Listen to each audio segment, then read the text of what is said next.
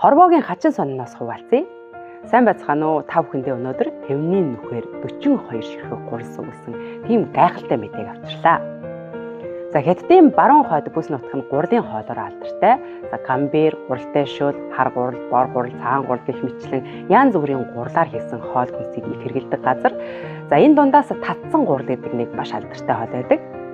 За татсан гурал нь юугийг хэлдэг вэ гэхээр за бидний идэх гуралтай шөл шиг ихтэй за гурлаан нухаж нийцүүлээд элдээд хэрчээд хийдэг бас харин нухсан гурлаан татцаар маш урт гоймон болгож чандаг нэг төрлийн шүлтэй хоолыг хэлдэм байна. За энэ мөн нутаг нутгаараа онцлогдож ланжуугийн татсан гурал, хөхнөрийн татсан гурал гэх мэтчлэн бас төрөл бүр байдаг байна. За өнөөдрийн мэдээ маань яг энэ хөхнөрийн татсан гурал хийдэг тоогоочоос ирэлтэй. Тэр хүний татсан гурал нь Тэвний нүдээр 42 ширхгийг сүглэх тийм нарийнхан болдог байна.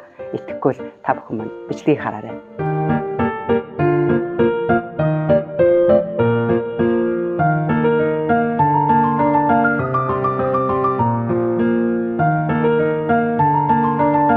Хөхнөрийн татсан гурал нь өдгөө Хятадын хэмжээний 280 гаруй хотуудад 18,000 гаруй сүлжээ ресторантай болсон орон нутгийн брендинг хоол юм байна.